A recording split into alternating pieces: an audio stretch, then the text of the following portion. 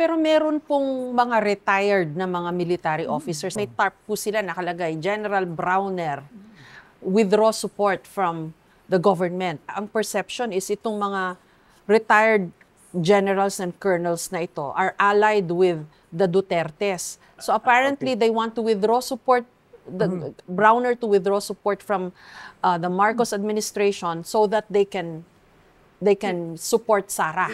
Yes. Sara Duterte. Ano masasabi niyo? Ang pagkukulang talaga sa gobyerno. Naging masyadong matakaw sa pera yung mga hinalal at inappoint na public officials. Infrastructure, bakit? Bakit? Kasi substandard nga po. Dahil Pinayagan kasi natin, nung nag-upgrade yung China, sa atin dinamp yung mga mahihinang bakal nila. Yun ang ginamit natin sa tulay. How did you keep yourself free from mga perception po ng corruption during your time? Hindi naman ako kurat. Wala naman ako ninakaw. E di mag-lifestyle check kayo. Ano kotse ko? Ano relos ko?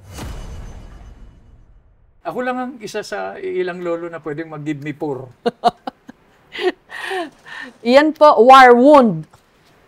Sabi ko nga, eto, walang anesthesia to nung pinutol.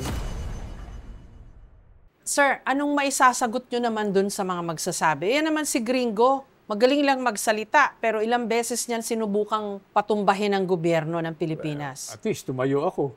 Kayo. I'm sure sabihin nila, si Gringo dada. Oh. Pero siya rin ang dahilan kung bakit na-setback ang Pilipinas after EDSA. Kasi sa dami ng mga panggugulo na ginawa niya. Hindi, firing squad niyo ako.